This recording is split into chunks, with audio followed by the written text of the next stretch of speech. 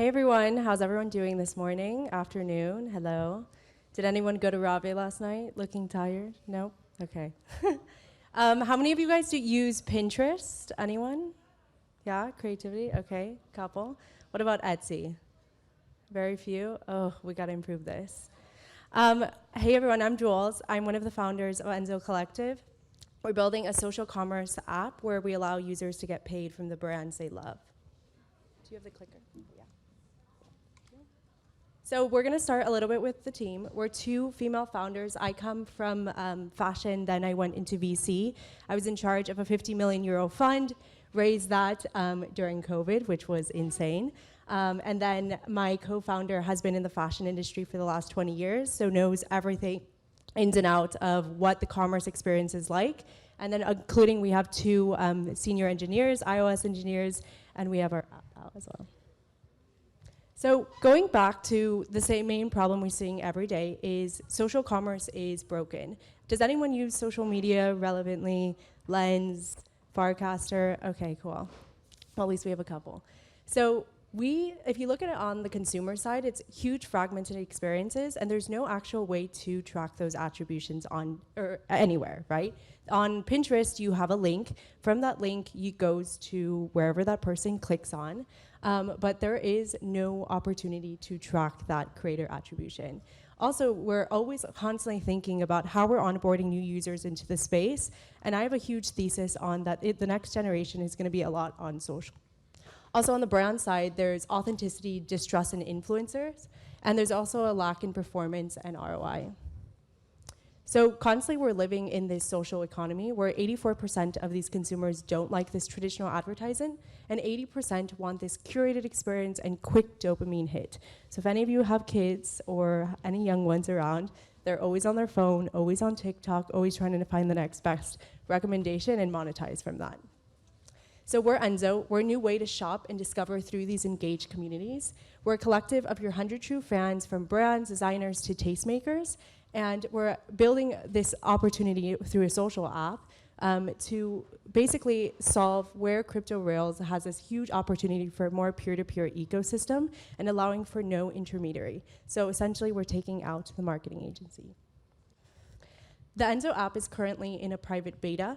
If any of you guys had the opportunity to come to the SheFi Summit, or we've hosted a couple things this week, and it's all about tracking attributions on chain on the backend. I'll show you how it works. And then also verified credentials. So we're using disco.xyz, if anyone has heard of it as well, to track recommendations and also build reputation for the social profile. And then we're also thinking a lot of an in-app native token for participation. And constantly always thinking how we're going to keep onboarding the next users through a gamified experience. The onboarding flow is very simple. So currently we're using account abstraction to log in. So we're tracking how many users are being generated, or how many wallets are being generated. And then it looks very simple to any other social media site where you create a profile. Then it goes into where we say these campaigns. So like I previously mentioned, like Pinterest, we create these boards, and these boards are a way to activate the community, and these can be gated, so they could have a certain NFT token, essentially, to be able to unlock this campaign. Did any of you guys see this on Twitter, the Get Chipped?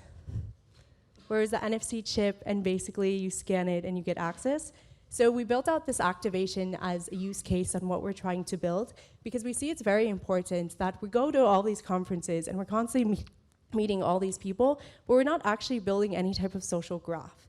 And imagine that you could take your social graph anywhere with you. So we take it on the brand side, so that imagine you have 5 different brands and you can build all the different pieces that you purchase from them and then take it along to your other competitor, for example, and leverage that. So we see this as a huge opportunity. This was just a very fun activation to get people scanning other people's chips and having a quest for that.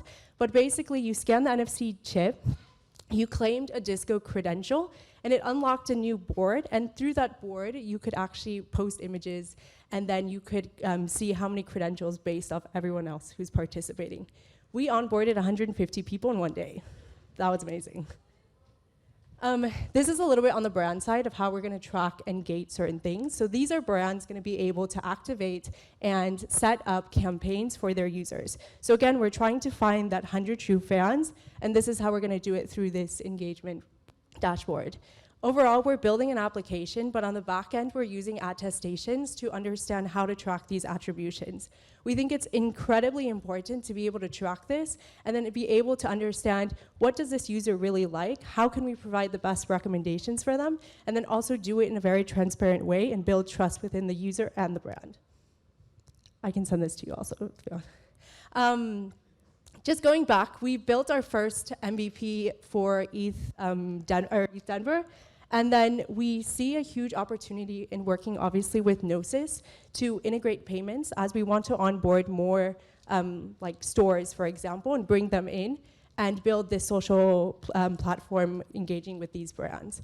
We're currently in private alpha beta, and we have around 250 beta testers currently, and we plan to launch the app live early next year. Thank you.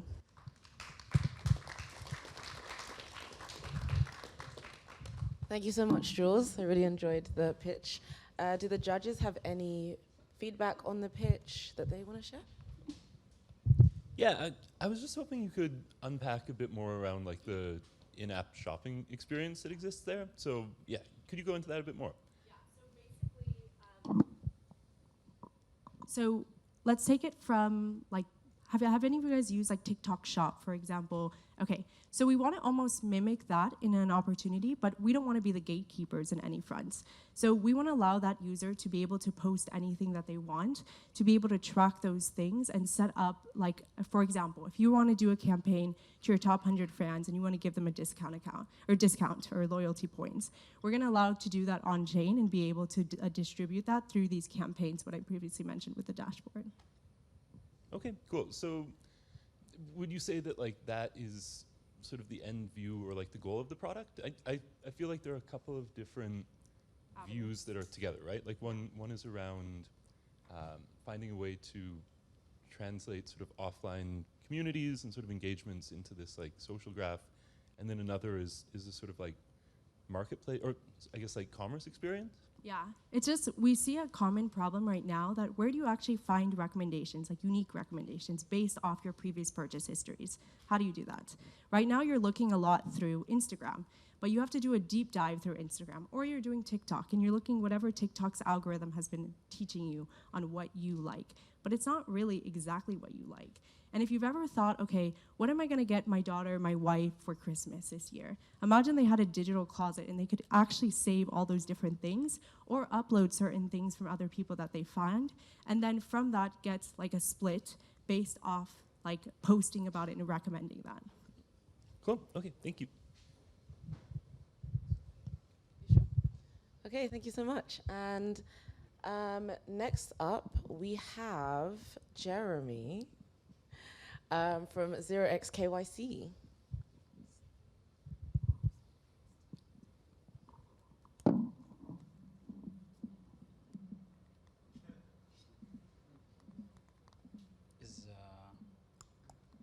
Oh, there we go. Oh. Okay, so it goes forward backwards.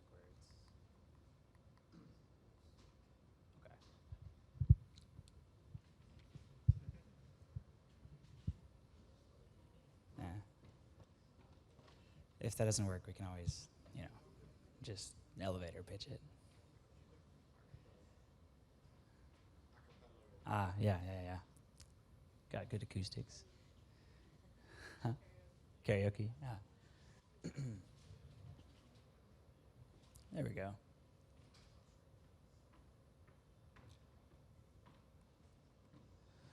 Cool. Okay. All right. Hey everyone. My name is Jeremy. I am a partnership. I'm in charge of partnerships at 0xKYC.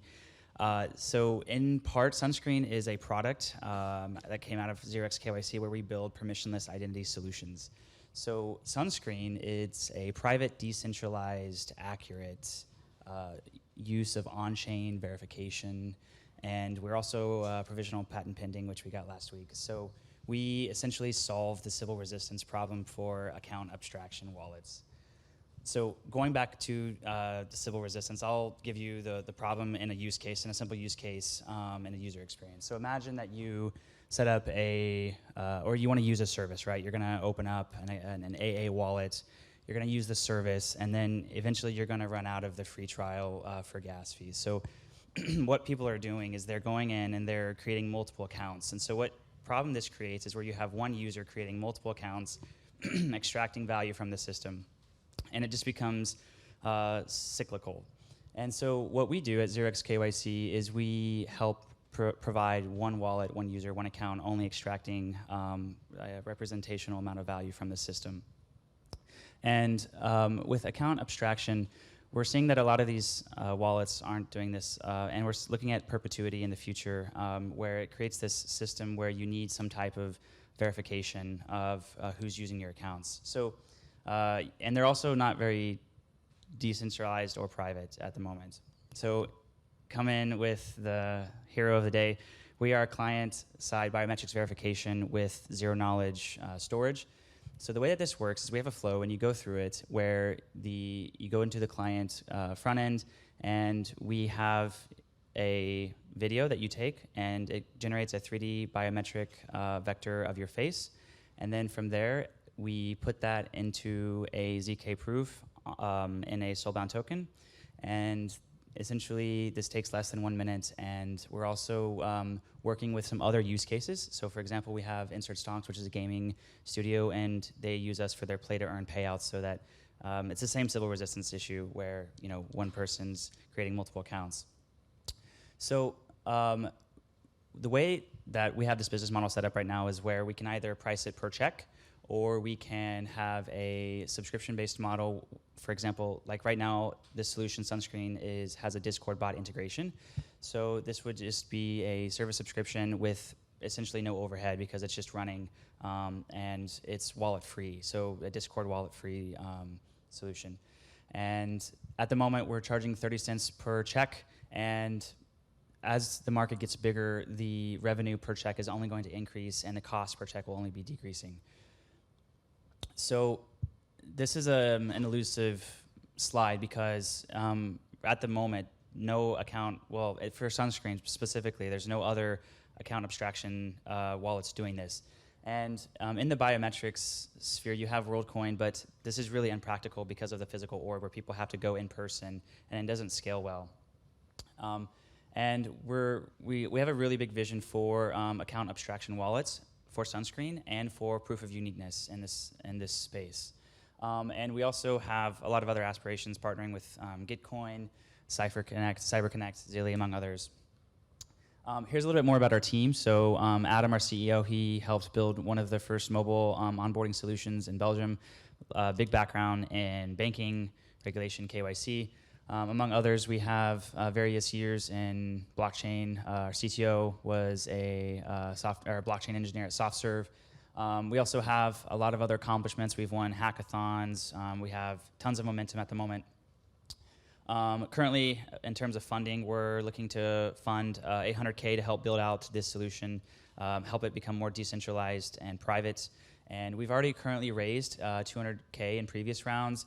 We've gone through Outlier Ventures. We're also backed by New Order, and we're also one of Buffercorn Ventures, which is ETH Denver's portfolio companies for SporkDAO. And we also have lots of letters of intent ready. So it's not just a Web 2 market or a Web 3 market. We're integrating both. And we're working with a lot of key industry players in banking, which we can't disclose at the moment for obvious reasons. And yeah, so I'll just leave you with this. The account abstraction market is only increasing. It's only up and to the right, so you can kind of see how this is only going to be a more prevalent issue. And yeah, we're hoping to help solve the civil resistance problem. So yeah, thank you. We have some questions. 2 questions. First, are you considering any other proof of personhood besides biometrics? And then second, are you generating a proof for every single identity, and what's the cost? Yeah, so the cost of the check, which is including the biometric scan, is 30 cents per check at the moment. So, And regarding the other, like you're asking if we're worried about other like proof of personhood solutions. Like, are there other ways of doing it besides biometrics, like TLS or?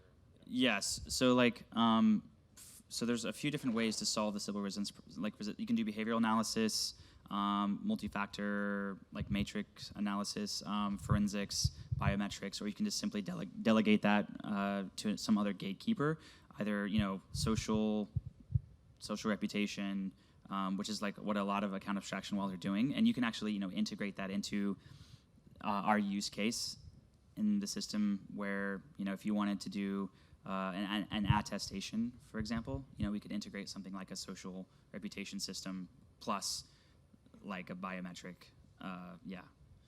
check. Oh, I mean, I can hear you. Slightly a technical question.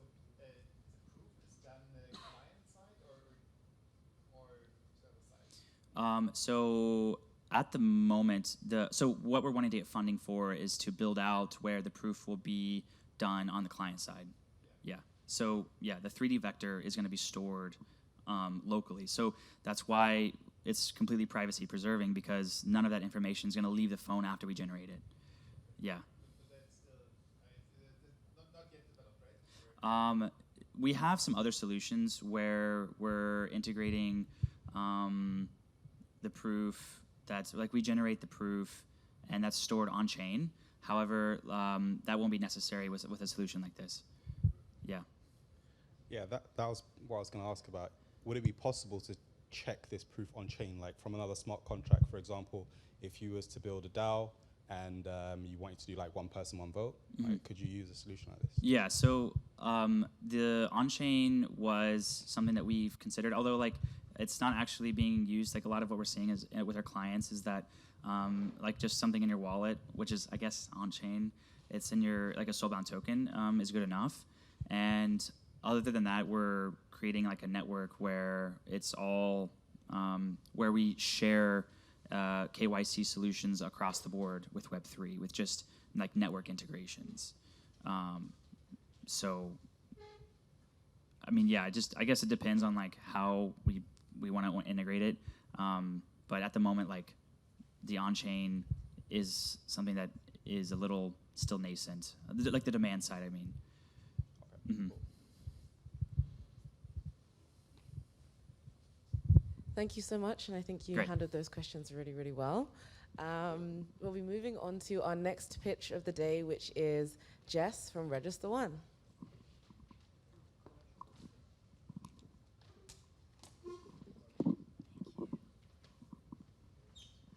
All right, how's everybody doing? Amazing. All right, how many of you, I know it's right after lunch, right? You guys are like, how many of you are in the entertainment industry? Fantastic. But this is why this is fantastic, is that we all don't get to talk to each other. So I don't know how many of you guys woke up this morning and thought you were going to see a pitch that was going to teach you how you could revolutionize an industry that's beyond messed up. But that's essentially what I'm trying to do with Register One. So Register One place for all your music royalties and residuals. Now, why is that important? Okay. Right now, there are about, I'd say, 6 or 7 types of royalties and residuals, right? So you're in entertainment. You and I write a song, right? You go back to your publishing company. You say, I wrote 80%, okay? I say, well, I wrote 50, but we don't talk about that, right? I have my publisher register it. You register it. It's going to blow your guys' mind. I think the next slide is yes. See the billions? Billions, right? So what I'm about to tell you doesn't work. You guys are all going to be like, this is ridiculous because this is a simple blockchain solution, okay? These are all the billions: publishing revenue, record label revenue, sync licensing revenue, neighboring rights, okay? Globally, there's certain rights that you can collect, there's sub-territories. None of these databases talk to each other. So you have an amazing 10 years because you're collecting all my money and I don't know about it. Or, this is even better, you and I write a song together and it's called Blue Sky. You two wrote a song together, it's called Blue Sky. What other industry, when you upload something, you don't actually have a verification of what it is? There's no reason for us to upload the audio. So all of these billions floating around, all of it, is because we said we wrote the song Blue Sky. You guys said you wrote the song Blue Sky. There's no way to verify the audio with it. Now, the reason why this system persists is because someone benefits, right? Otherwise, it wouldn't actually work.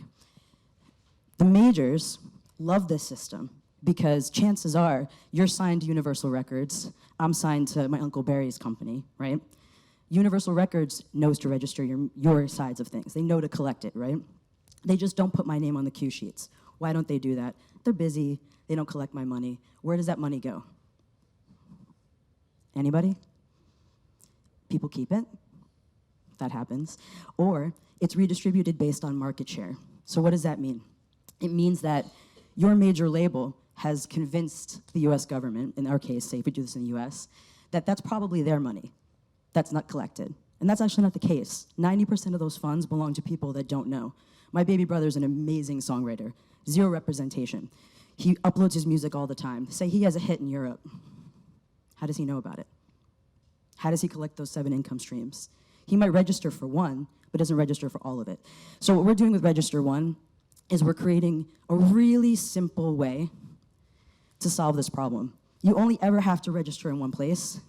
Initially, it starts off as just APIs scraping all these databases, but say you never get further than just registering your copyrights and seeing where your money is. So you just link.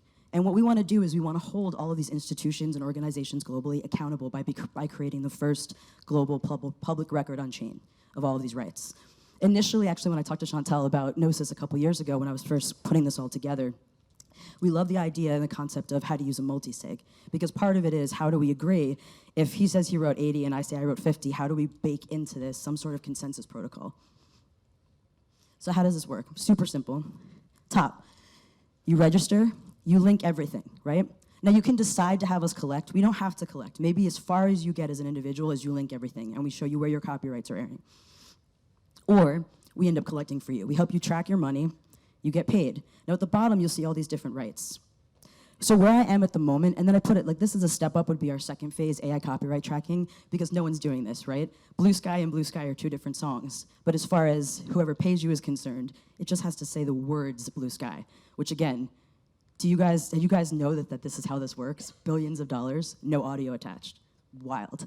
So essentially what we want to be doing with this is we want to start off with individual accounts, we want to start with enterprise accounts, and if you want us to collect your money, we're only going to take 5%. And when I say we, this is all part of a circular economy that I'm trying to create. That money goes back into a DAO treasury, and for the first time ever, creatives are going to participate in the economy that collects the money for them. Do any of you know how much money people take right now for record deals? Publishing deals? Anywhere from 10, if you're really famous, to 50%. So I'm going to collect your money. I'm going to keep half of it. But you wouldn't find half that money, so I'm going to keep half of it. Is that okay? No, it's not okay.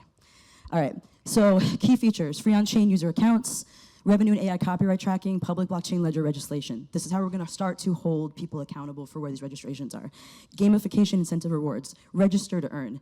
Musicians are not here. No one raised their hands, right? People are not organized. No one wants to register. We're gamifying the entire process. We have 2 levels of tokenomics. One is a register to earn, that's a site credit. And it's, again, part of the circular economy idea is you can redeem that for credits that continue to work towards your music career. Maybe it's software, maybe it's instruments. The other tokenomics have to do with the DAO that I told you about, which is profit sharing. Clear royalties and residuals, a revenue share model I just mentioned, and then education. We want to continue to educate people. So a little I will pop up. I don't know what this royalty means. Cool, you take the module, you get some token. And this is pretty much it, the key tech features: AI, blockchain technology, database integrations, multi-layered tokenomics. And then I already have, so where are we at right now? Right now I have a full prototype built. I have database integrations having to do with a lot of stuff that I would need to have an entire semester to explain to you how they collect on 7 different types of rights. But I have key stakeholders in place. These are all the different revenue streams. We have individual enterprise subscriptions, admin fee collections, DeFi yield farming for the different types of digital currencies, the social digital currency I mentioned, step-up services, dispute resolution, data analytics sales, and NFT meta assets for user-generated content. Here's where we are right now. So I have a full prototype. I have LOIs globally from all the different major partners who would be collecting. I launched a think tank last year called the Web3 Music Rights Group. Half of those people are on my board. And basically what we're trying to do is educate people about how to protect their copyrights in emerging technology. And they're all on board to go into beta with our process. And that's it. This is my team. Thank you, guys. Oh, thank you. Thank you so much. I invite any questions from the audience. How would you collect the revenue on behalf of your users, and how would you deal with all the different legal jurisdictions globally? Yeah, so that's why if you notice my team is fairly legal heavy. So Stacy, for example, she's a judge and a lawyer, and she's based out of the UK.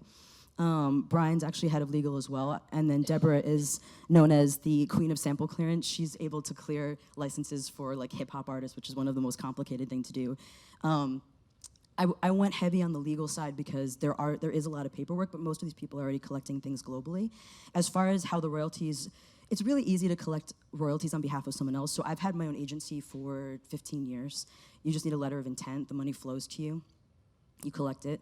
But again, with a technological solution, it makes it a lot easier. You would just need a letter of direction for those income streams. So if you were to log in, 6 of your income streams are listed. You only want us to collect 2. You just opt in. We send out a letter for an LOI, and the money gets directly deposited into your account. Any more questions? No? Thank you so much. And that takes us to our final pitch of the day, which is by Mark from Get Local.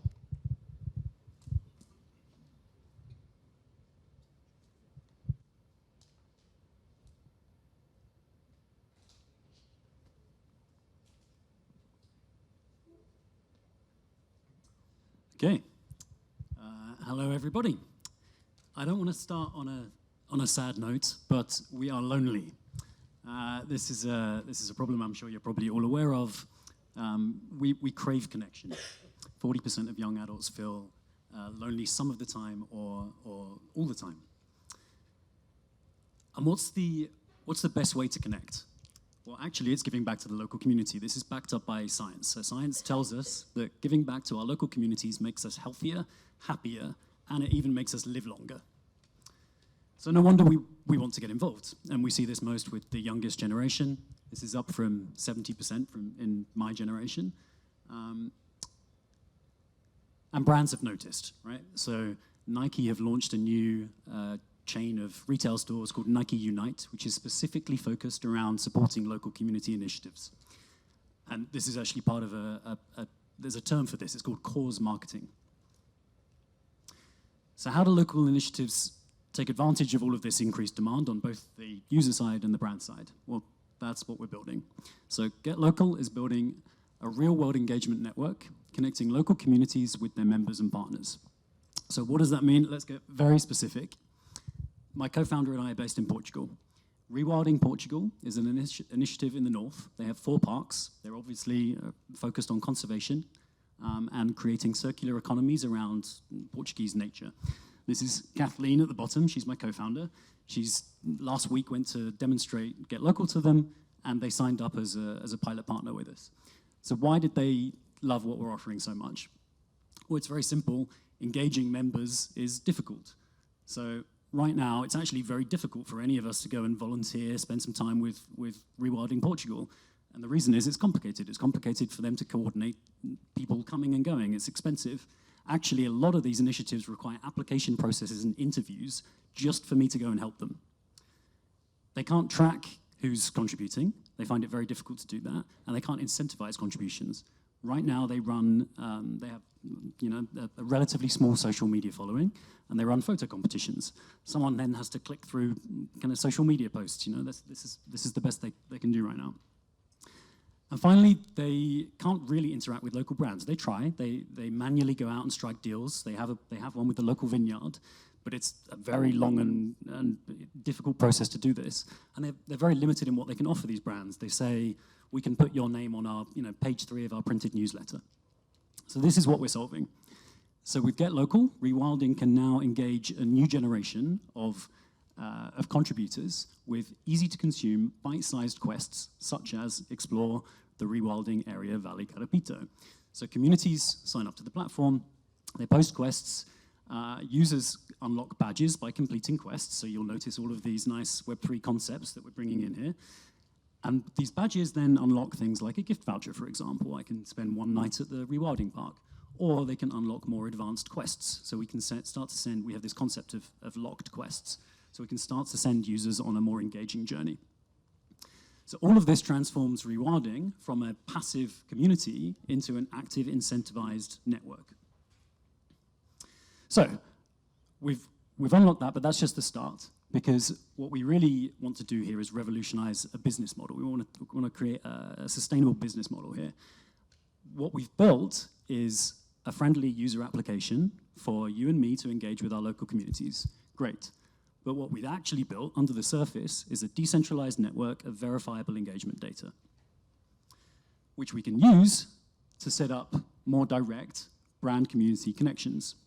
So imagine the local vineyard now has a dashboard that they can upload offers to engaged members of certain communities. CSR initiatives, that's corporate social responsibility.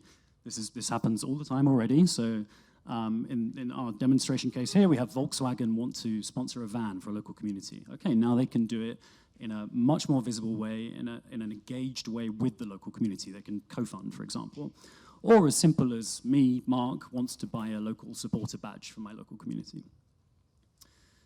So all of this together, the chart hasn't shown up, that's a shame. There is an up and to the right chart here.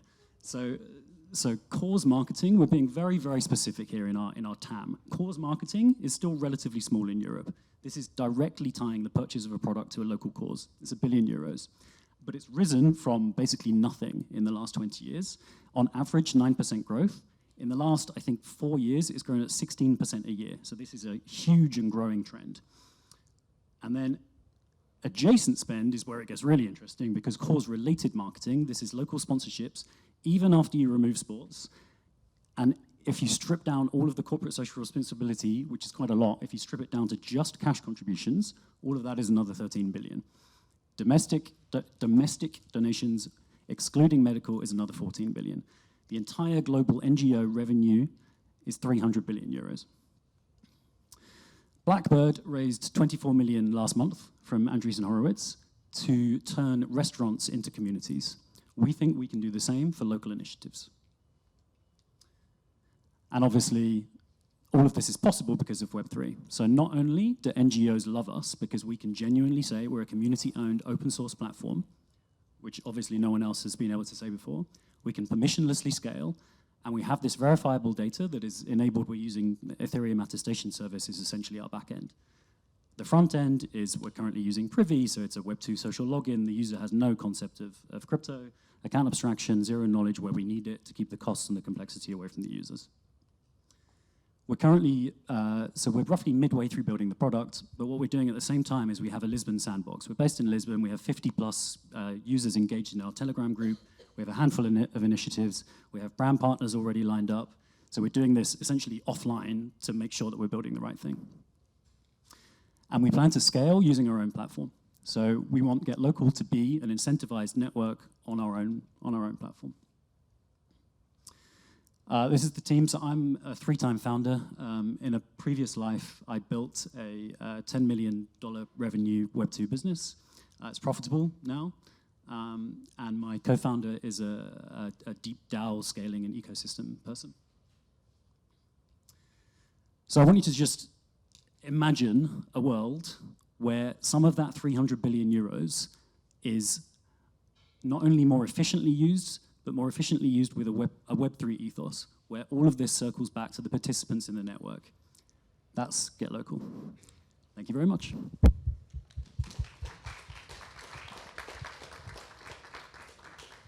Thank you so much, Mark. And do we have, I think we have time for one question for Mark today. Does anyone have a question around Get Local?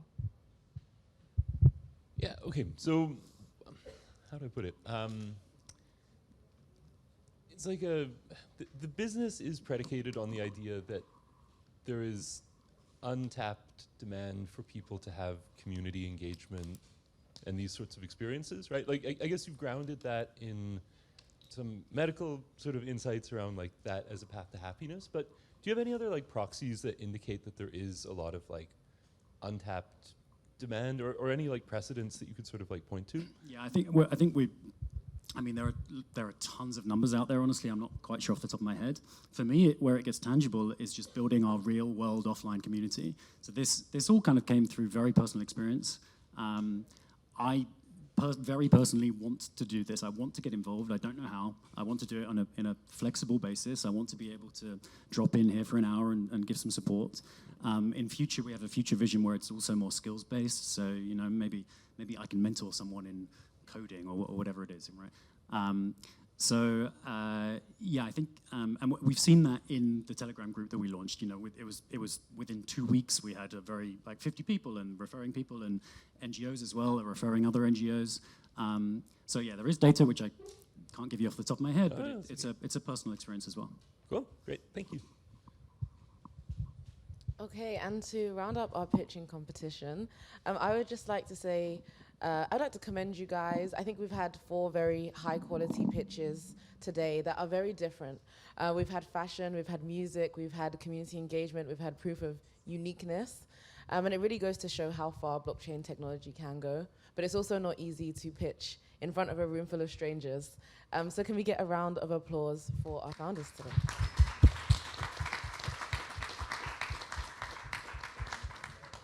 And I know you guys are expecting, the result right now, but we are not finished totaling up the scores. So we will announce the winner of the pitch competition on Twitter by the end of the day. But thank you so much.